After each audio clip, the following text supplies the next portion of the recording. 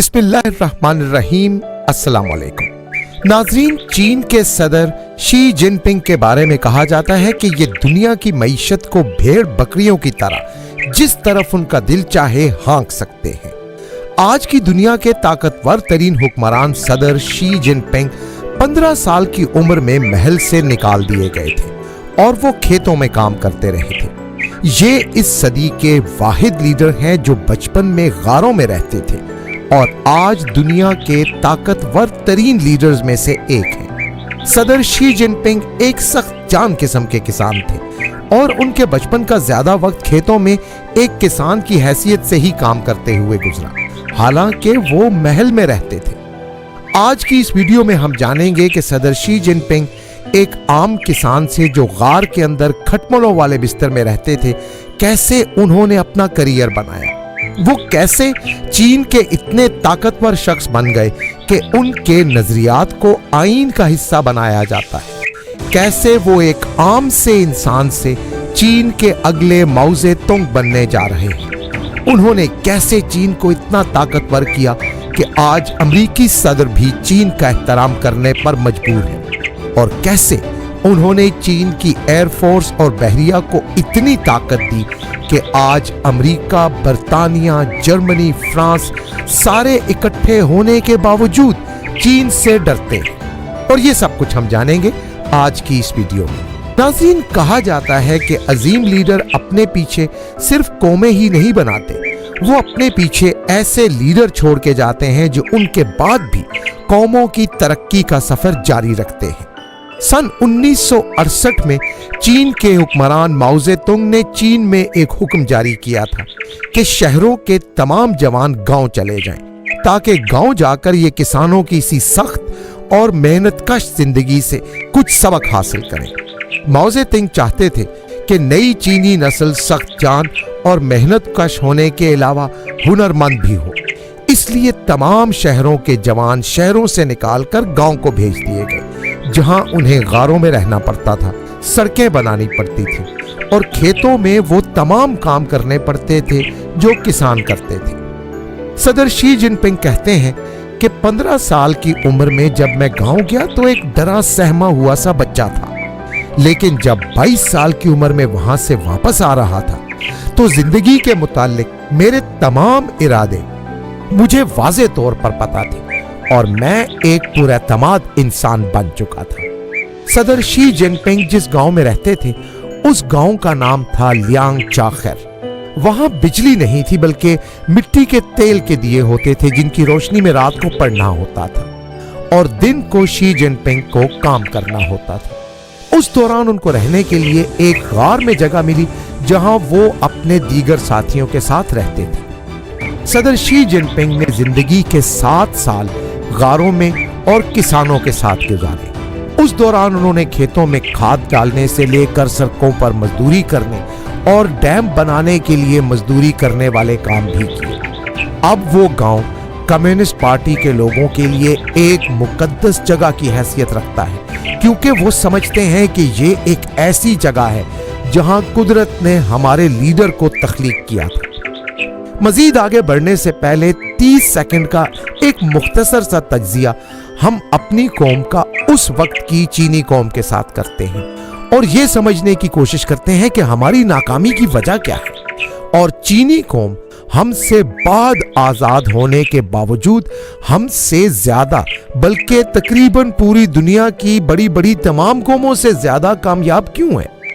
पहले आप अपने लीडरों का मुआवजा चीनी लीडर माओ ज़ेडुंग के साथ करें कि क्या कोई ऐसा लीडर हमारे पास भी है जो हमारी कौम को ये सिखाए कि मेहनत करने पर कोई शर्मिंदगी नहीं है। फिर आप अपना मुआवजा सदर शी जिनपिंग के साथ करें कि अगर आपको 15 साल की उम्र में शहर से निकालकर गांव भेज दिया जाए कि जाओ वहां की सख्त और मेहनत कशी वाली जिंदगी गुजारो और कुछ सीखो, तो क्या आप भी वहां से सदर शी जिनपिंग बनकर निकलते या 7 साल का अरसा कौम को गालियां देते देते गुजारते? यही फर्क है हमारी और चीनी कौम के दरमियान। सदर शी जिनपिंग कहते हैं कि वो गांव मेरा दिल है, क्योंकि उस गांव ने मुझे वो बनाया जो मैं हूं। यानी वो समझते हैं कि जैसे भट्टी में पिघलकर सोना कुंदन बनता है, लोहा फौलाद बनता है, इसी तरह वो उस गांव की सख्त जिंदगी में ढलकर एक ऐसे मर्दे आहन बने जिनके एक हाथ में तदबीर थी और दूसरे हाथ में तकदीर। उनसे जब पूछा जाता है कि आपने इतना सफर कैसे किया, तो वो जवाब में अपने कारनामे नहीं गिनवाते, बल्कि वो ये कहते हैं कि जिन लोगों के पास इक्तिदार का ज्यादा तजुर्बा नहीं, वो इन बातों को बड़ा पुरस्कार और अनोखा समझते हैं।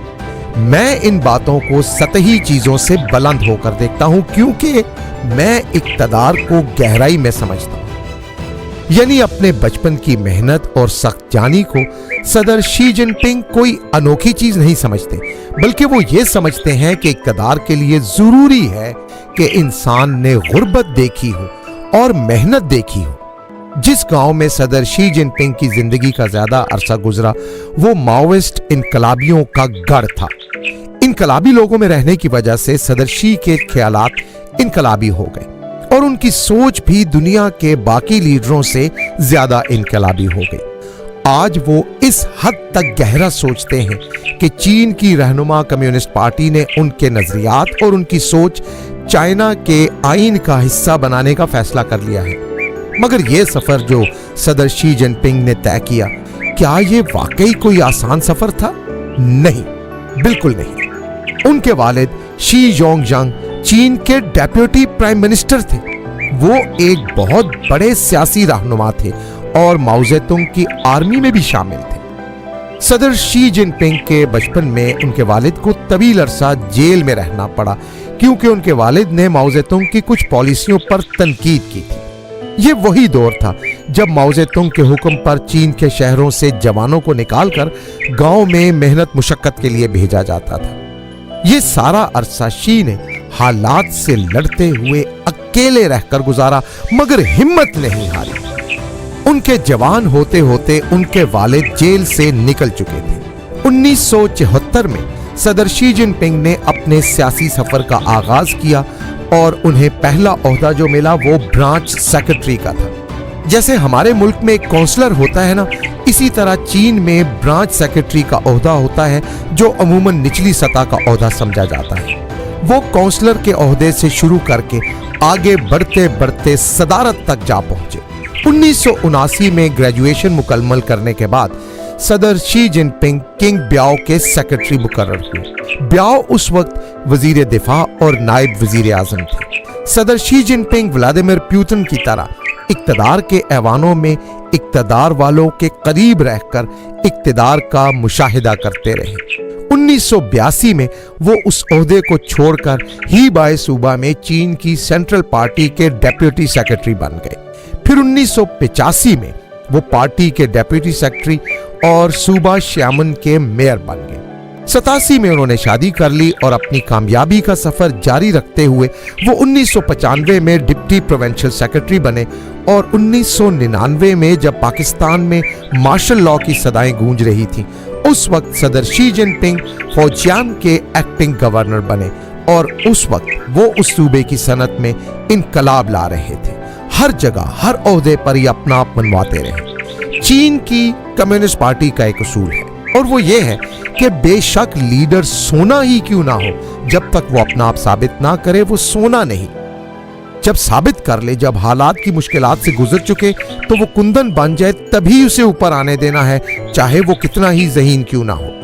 ये अपना आप साबित करते रहे और पार्टी उनको मुख्तलिफ ओहदों पर बिठाकर उनका इम्तिहान लेती रही। इसके बाद शी जियांग के गवर्नर और पार्टी सेक्रेटरी बने। सन 2003 में, 2007 में फिर उन्हें चीन की सेंट्रल पार्टी के उन 9 अरकान में से एक रुकन मुंतखब कर लिया गया, जो कि चीन की इस्टेब्लिशमेंट और हुकूमत में रीढ़ की हड्डी का रोल अदा करते हैं। ये पार्टी के अंदर हाईएस्ट रूलिंग बॉडी होती है। आप यूं समझ लें कि इस 9 रुकनी पार्टी काबीना में हर बंदा सदर शी जिनपिंग के लेवल का होता है।